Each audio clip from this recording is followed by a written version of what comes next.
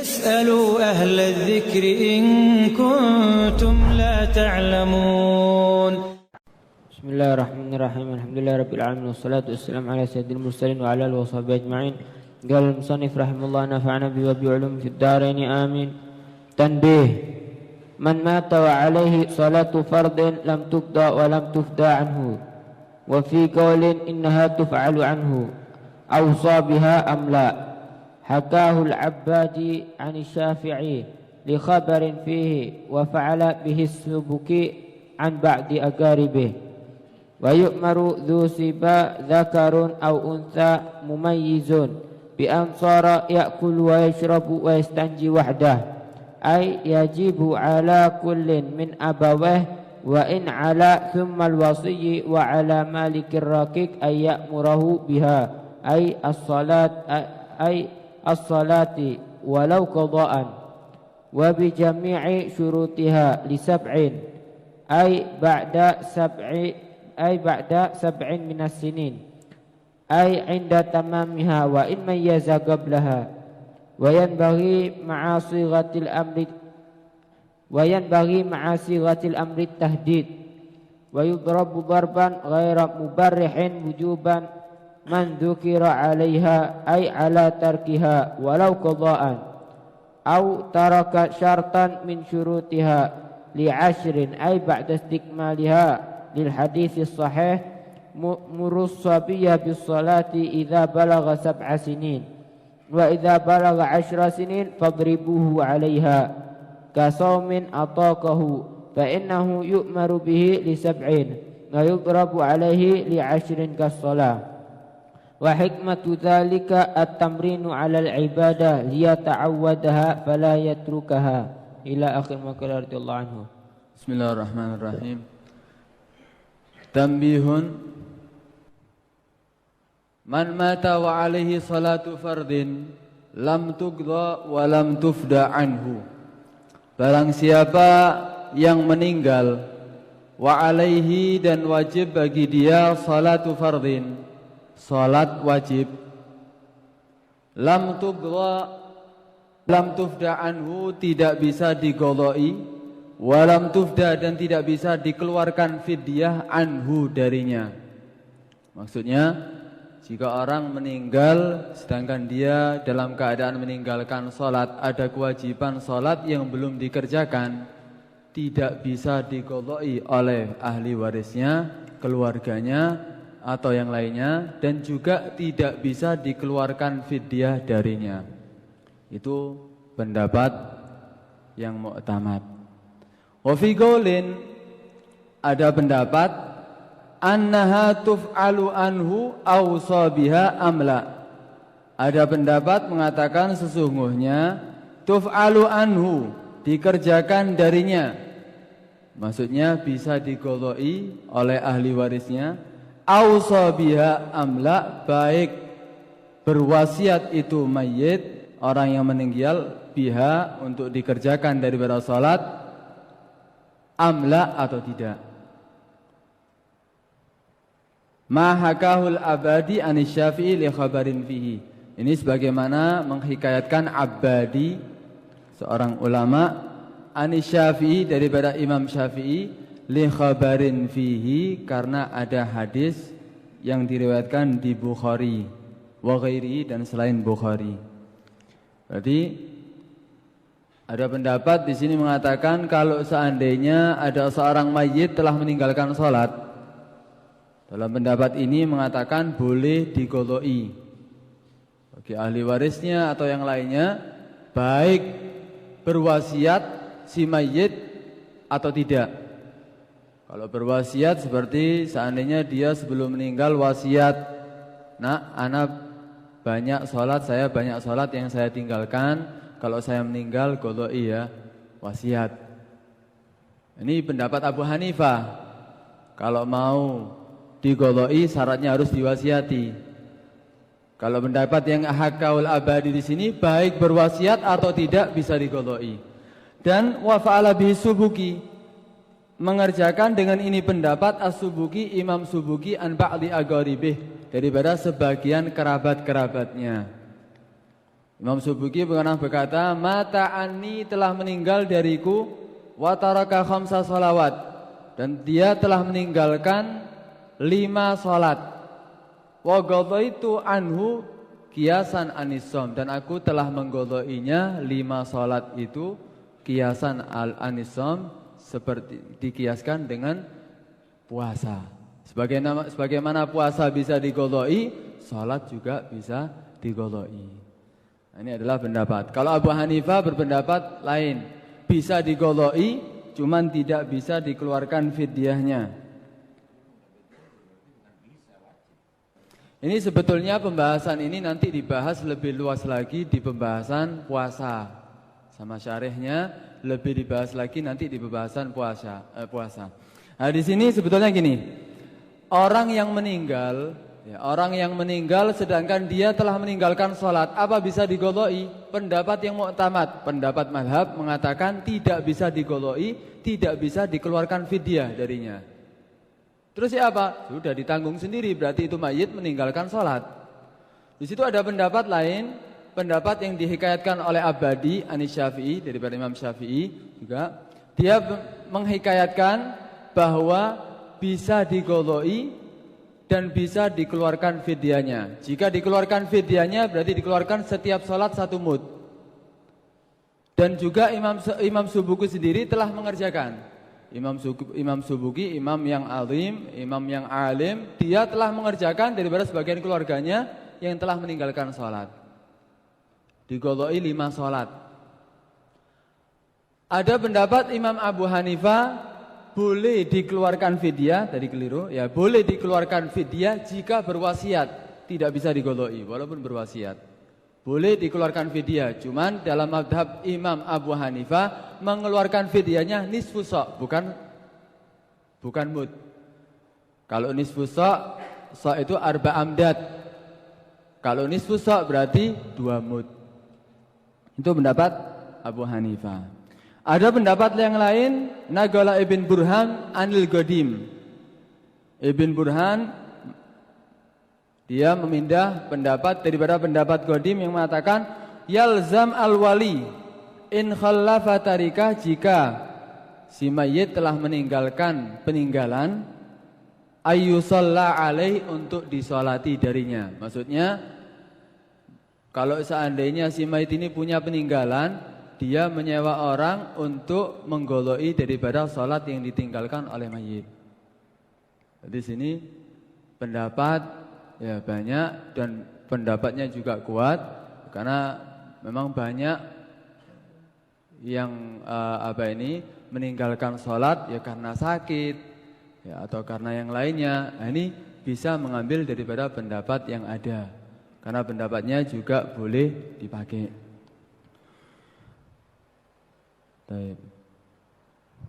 Selesai pembahasan ini. Sekarang pembahasan kepada salat untuk anak kecil. Wa yu'maru, dan diperintahkan dusiba, anak yang masih kecil, dakaron au unsa, baik lelaki atau perempuan yang masih kecil, cuman mumayyiz. Ketika dia sudah mumayyiz, bi'an.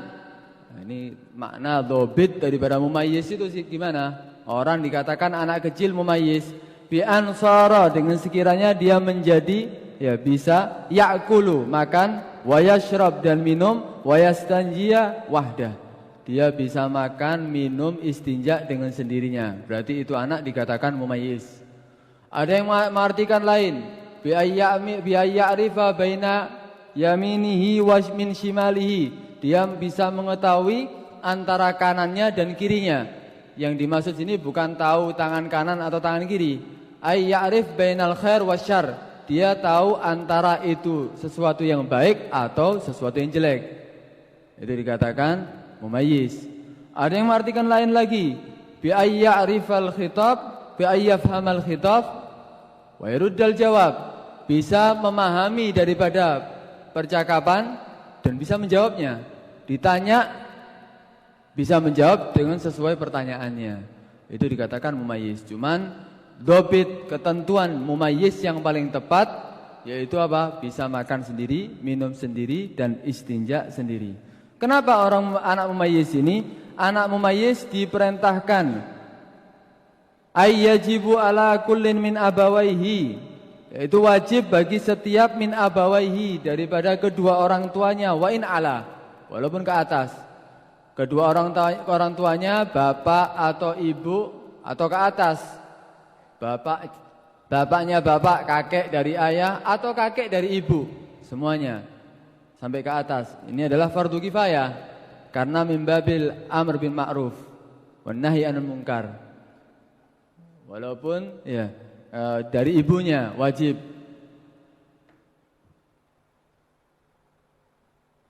Summal wasi, kalau memang tidak ada kedua orang tuanya, tidak ada bapaknya atau kakeknya, semuanya turunannya ke atas enggak ada. Summal wasi, kalau memang di situ ada wasi yang diwasiatkan untuk menjaga itu anak, ya berarti dia kewajibannya.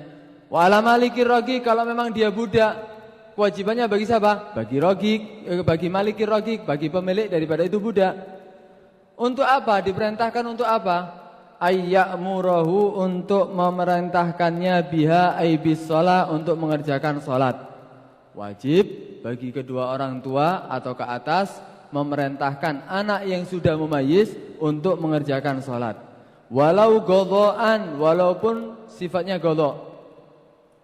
Misal anaknya main-main mulai duhur sampai pulang asar. Tanya, sudah sholat nak? Belum, umur 7 tahun. Wajib bagi orang tuanya untuk merintahkan itu anak untuk mengqadha'i sholatnya. Wa bi jami'i syurutiha, selain memerintahkan daripada kewajiban sholat, juga wajib merintahkan semua daripada syarat-syarat sholat. Disuruh perintah dulu untuk wudhu dulu. Mau sholat tak wudhu, perintahkan untuk wudhu dulu. Wudhu, menghadap kiblat, pakai sarung, menutup aurat, perintahkan untuk mengerjakan daripada syarat-syarat sholat. Ini kalau mumayyiz, dia umur 7 tahun. Ai ba'da sab'in minas sinin, setelah umur 7 tahun.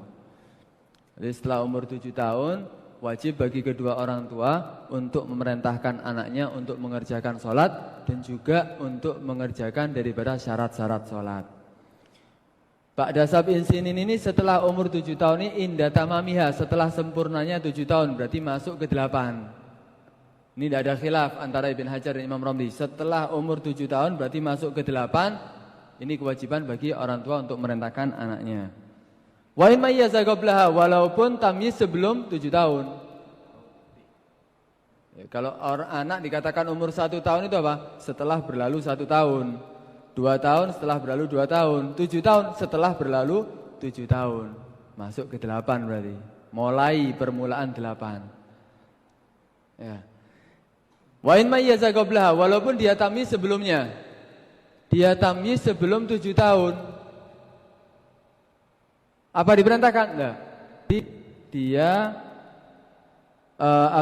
perintahnya itu kalau memang dia tamyiz dan umurnya 7 tahun. Walau wayambagi, dan seharusnya ma'asighatil amri at-tahdid. Seharusnya bagi orang tua ketika memerintahkan, ketika lafaz untuk memerintahkan anaknya itu untuk sholat, at-tahdid, dengan nakut-nakuti, dengan keras. Itu ayo nak, sholat nak. Ya kalau anaknya bisa, kalau memang tidak diperlukan tahdid tak perlu. Kalau memang diperlukan dengan tahdid harus dikerasi. Wanai mokong. Jadi kongkon sholat, ayo nak sholat nak. Iya pak, turu maneng. Ya. Kerasi, sholat. Gebuk gini kok. Nah, dikerasi ma'at tahdid. Wa yudrabu dorban ghairu mubarrih, dan dipukul dorban dengan pukulan ghair mubarrih, ghair mu'lim, dengan tanpa melukai, dengan tanpa membuat sakit, wujuban secara wajib, mimman dzukir, bagi orang yang telah disebutkan, yaitu kedua orang tuanya. Kalau memang tidak ada berarti wasinya ya yang diwasiatkan. Alaiha ay ala tarkiha, dipukul itu anak daripada meninggalkan salat, ay ala tarkiha. Walau qadha'an, walaupun itu salat qadha'. Au taraka, atau meninggalkan syartan, satu syarat min syurutiha, daripada syarat-syarat salat. Itu kalau umurnya li ashrin, ketika umur 10 tahun. Jadi kalau umur 10 tahun dia meninggalkan sholat, dipukul. Siapa yang wajib memukul? Kedua orang tuanya, ayahnya atau ibunya, wajib. Maksudnya umur 10 tahun ini apa? Nah, di sini ada khilaf antara Ibn Hajar, Imam Romli. Kalau Ibn Hajar mengatakan ba'da stikmaliha, setelah sempurna 10 tahun. 10 tahun lebih. Kalau pendapat Imam Romli, 9 tahun sempurna masuk ke 10. Permulaan 10 di situ sudah wajib bagi dia untuk merentahkannya. Kalau tadi untuk 7 tahun tidak ada khilaf. Setelah sempurna 7 tahun masuk ke 8, jalan 8 tahun di situ tidak ada khilaf. Kalau untuk umur 10 tahun di sini ada khilaf antara Imam Ibn Hajar dan Imam Romli. Wajib dipukul. Kenapa? Li hadis sahih, karena ada hadis yang sahih. Murus sabiyya, perintahkan anak kecil, yakni mumayyiz, bis salati, untuk mengerjakan salat idza balagha sab'a sinin, jika mencapai umur 7 tahun. Wa idza balagha 10 sinin, kalau sudah mencapai umur 10 tahun, fadribuhu 'alaiha, ay fadribuhu ala tarkiha. Maka pukullah anak tadi 'alaiha, ay ala tarkiha, ketika meninggalkan salat. Jadi kalau seandainya umur 7 tahun, perintah wajib bagi kedua orang tuanya untuk mengerjakan sholat. Ketika umur 10 tahun, jika meninggalkan sholat, wajib dipukul. Kasaumin atau gohu, seperti di sini kafli tandir, sebagaimana puasa atau gohu yang mana dia mampu untuk mengerjakannya. Anak kecil mampu untuk puasa, ketika umur 7 tahun, wajib diperintahkan oleh orang tuanya. Ketika umur 10 tahun, wajib dipukul jika meninggalkannya. Fa innahu yu'maru bihi li sab'in wa yudrabu 'alaihi li asyrin kas salati, sebagaimana kewajiban salat. Lu kenapa sih kok wajib diperintahkan anak umur 7 tahun? Kok 10 tahun sampai dipukul? Kan kasihan, dia masih kecil, biarkan dah dia main-main. Enggak perlu diperintahkan. Hikmahnya untuk apa itu diperintahkan? Wa hikmatu dzalika at-tamrin 'alal ibadati liyata'awwadaha fala yatrukuha. Wa hikmatul dzalik, hikmahnya itu semuanya apa? At-tamrin, latihan. Pelatihan alal ibadah, untuk mengerjakan ibadah. Supaya apa? Liyata'awwadaha, supaya dia terbiasa untuk mengerjakan ibadah atau salat, fala yatrukuha, dan dia tidak akan meninggalkannya. Jadi mulai kecil dibiasakan untuk mengerjakan salat. Ketika dia dewasa sudah terbiasa. Kalau mulai kecil dibiarkan dia untuk meninggalkan sholat, ketika dewasa bakal terus dia meninggalkan sholat. Itu adalah hikmah daripada kewajiban bagi orang tua untuk merentahkan anaknya ketika umur 7 tahun, dan ketika umur 10 tahun jika meninggalkan sholat dipukul. Ada pertanyaan, biasanya ada anak yang mokong, ketika dia meninggalkan sholat dipukul. Dipukul tidak ada faedahnya sama sekali. Tidak ada faedahnya dia memukul kecuali harus melukai. Apa perlu melukai? Ya. Dapat Ibn Hajar di Tuhfah mengatakan tidak perlu melukai, ditinggalkan. Lu tidak dipukul, tinggalkan, tidak usah dipukul. Tidak bisa ini dipukul biasa, terus kebal, tetap baik dia meninggalkan sholat, tinggalkan. Kalau pendapat pendapat Bulgini, tetap dia dipukul. Tetap dia dipukul, cuman ghair mubarrih. Tetap dia dipukul, tidak melukai. Tidak sampai melukai. Kenapa? Dihukumi seperti had. Kalau ada orang minum khamar, dipukul 40 kali. Ketika minum khamar, pukul 40 kali. Minum khamar lagi, dipukul 40 lagi. Minum khamar lagi, ya tetap dipukul 40 lagi. Anak kecil ketika meninggalkan salat umur 10 tahun, dipukul, wajib orang tuanya untuk memukul. Ketika dia meninggalkan lagi, ya dipukul lagi. Wah, tidak ada faedahnya dipukul, tetap ini meninggalkan sholat, ya tetap dipukul. Karena itu adalah kewajiban amar ma'ruf dan nahi mungkar bagi kedua orang tua. Itu pendapat Bulgini. Kalau pendapat Ibn Hajar tidak, tinggalkan. Kalau memang tidak ada faedahnya dengan memukul, kecuali dengan mubarrih. Nah, cukup. Ada pertanyaan?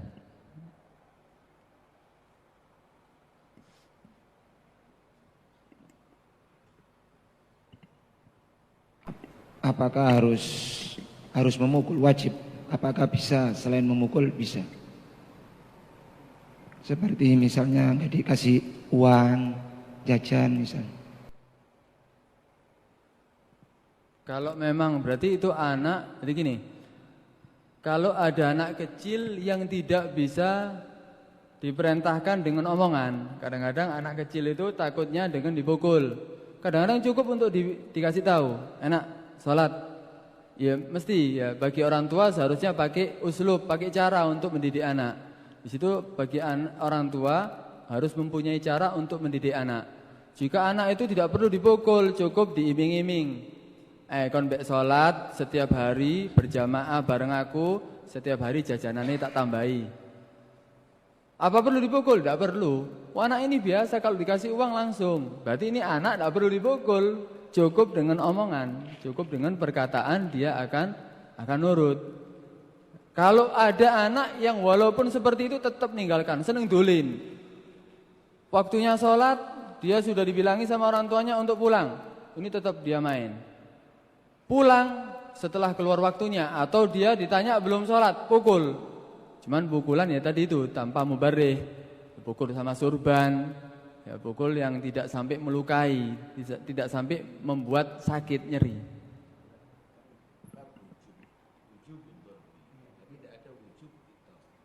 Loh enggak, jadi wajib inda tarki. Lah kalau sekarang supaya tidak ada tarki sholat, dia ngasih nggak ada masalah, tapi tidak wajib untuk ngasih gitu. Wajib untuk memerintahkan kan tadi itu. Kemudian kalau meninggalkan umur 10 tahun baru dipukul karena tarki.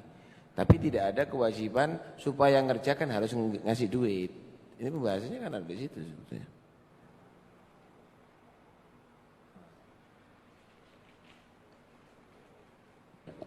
Jadi pembahasannya kan untuk abaweh ya. Misal ini anak asuh gimana? Seperti pondok atau yang lain ya. Disebutkan di kitab Busrul Karim itu boleh bagi selain kedua orang tuanya seperti di pondok atau dia dimasukkan Darul Aitam, boleh bagi mereka untuk memukulnya cuman tidak lebih daripada 3 pukulan. Disebutkan boleh memukul. Ya, dia bukan kewajibannya bagi dia. Cuman itu kalau memang di situ sebetulnya selain daripada kedua orang tuanya, kalau memang tidak ada orang tuanya, goyim, pengasuh juga masuk itu. Pengasuh juga masuk. Atau kalau memang tidak ada, di situ juga wasi. Kalau orang tuanya berwasiat kepada seorang untuk mendidik anaknya, itu juga masuk. Jadi tetap kalau memang di situ ada itu, ya goyim wajib. Tartib. Jadi tartibnya itu sebetulnya kewajiban pertama bagi kedua orang tua. Jika tidak ada kedua orang tua, berarti di situ goyim. Kalau memang ada goyim. Kalau memang tidak ada goyim, wasi. Bitartib itu summa gitu.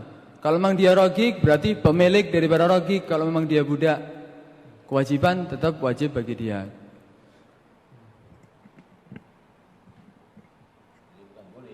Punya anak buah atau pekerja yang tidak sholat, nah, kita diwajibkan untuk apa?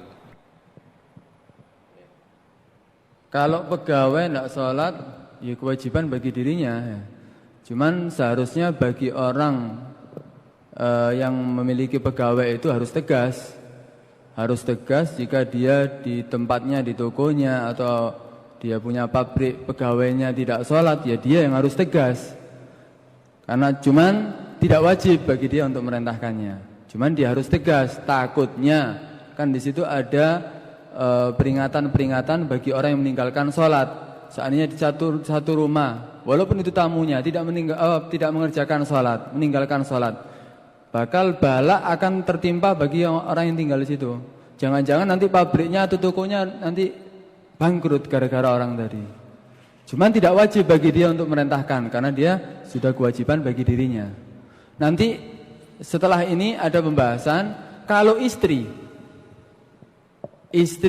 ada istri yang masih kecil, ada istri yang sudah besar. Apa wajib diperintahkan? Nanti pembahasan setelahnya. Jadi sebenarnya kalau memang ada pegawai yang nggak sholat, itu wajib untuk memerintahkan tetap, tapi mimbab nahi mungkar. Mimbab nahi mungkar. Jadi kalau didiamkan berarti ridho dengan itu mungkar. Itu ridho daripada itu kemungkaran.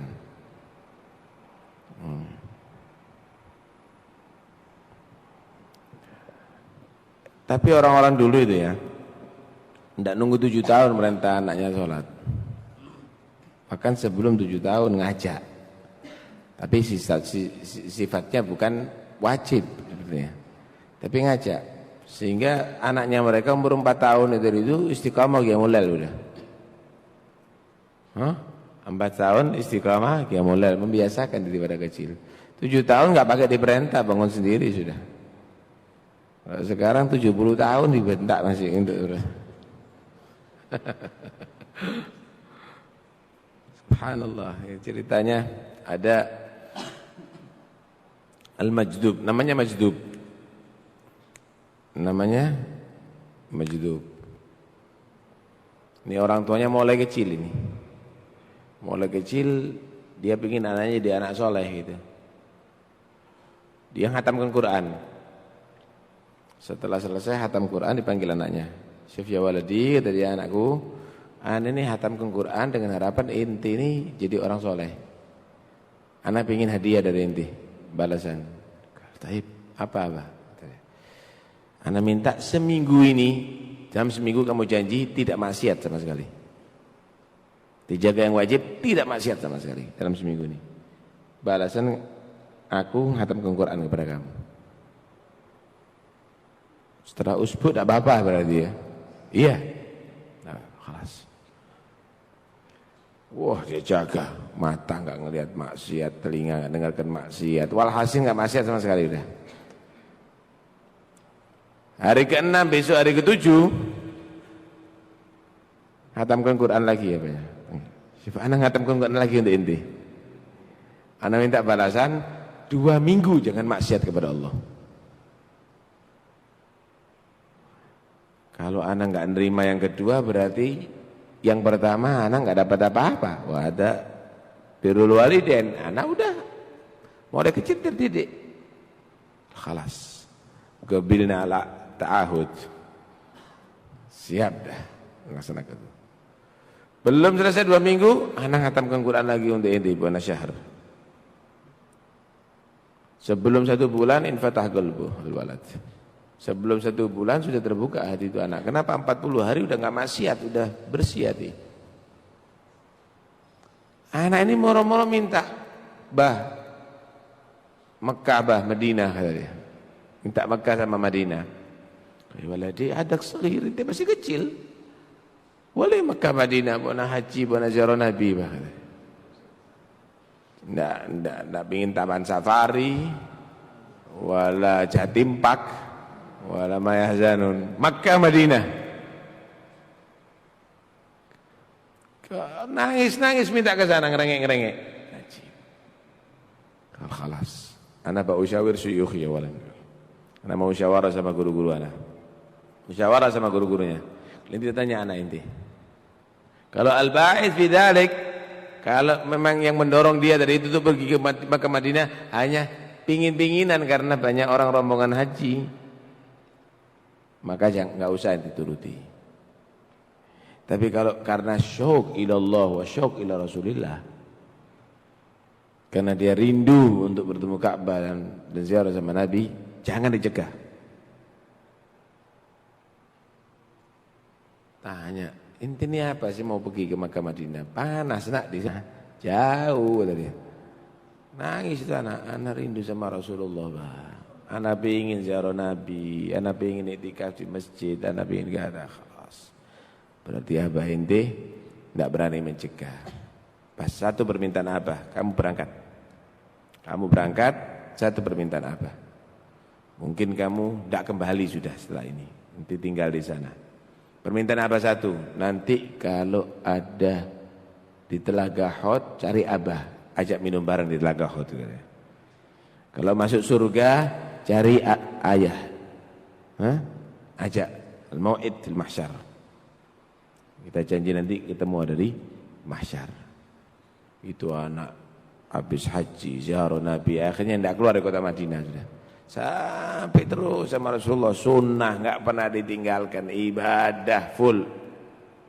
Sampai baloh al-martabal ulya, ke tingkatan yang sangat tinggi, dan beliau menyatakan apa? Wallahi ma gumtu gaumatan wala ma gumtu qiyaman wala qa'adtu qu'udan illa idza qala li an-nabi sallallahu alaihi wasallam bihaqqi 'alaika uq'ud.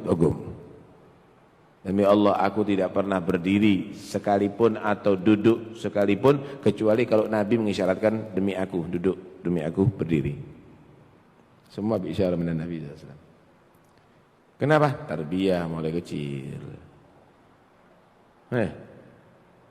Bilang at-tarbiyah fi shighar kan naqash 'alal hajar.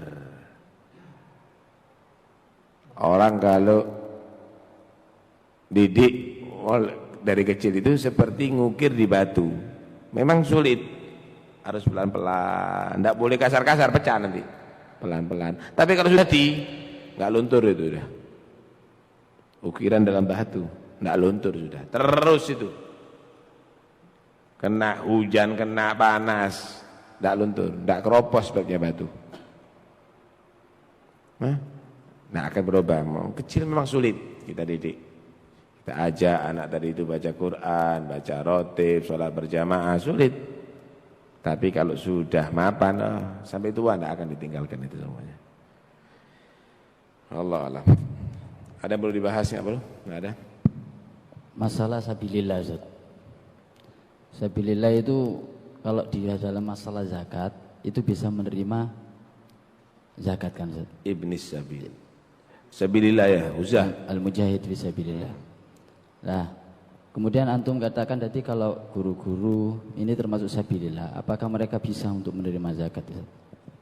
Itu yang dimaksud fisabilillah al-ghuzah. Itu adalah orang-orang yang berperan yang tidak digaji. Nah, kalau sudah mendapat gajian tidak dapat zakat, sukarelawan untuk membela agama Allah, itu yang dikasih. Walaupun kaya dikasih daripada zakat. Di mana sekarang guru-guru? Apakah mereka tadi itu mujahid fisabilillah menurut pendapat yang mu'tamad? Bukan. Karena yang dimaksud itu adalah ghuzah, orang-orang berperang. Ada sih yang berpendapat begitu, tapi qaulun dhaif. Nah ini kok katanya diperbolehkan. Itulah orang kalau berfatwa dengan yang dhaif enggak benar, yang berfatwa enggak benar itu. Orang bisa melakukan dengan yang muktamad kok dikasih fatwa yang dhaif. Kudu enggak kira-kira ayo. Jadi orang yang harus melakukan muktamad cuma dilunturkan, ditarik, dikendorkan, disuruh melakukan yang dhaif untuk kepentingan dirinya. Enggak benar itu. Ya. Masjid gimana? Apalagi. Jadi jangan berfatwa kecuali yang mu'tamad.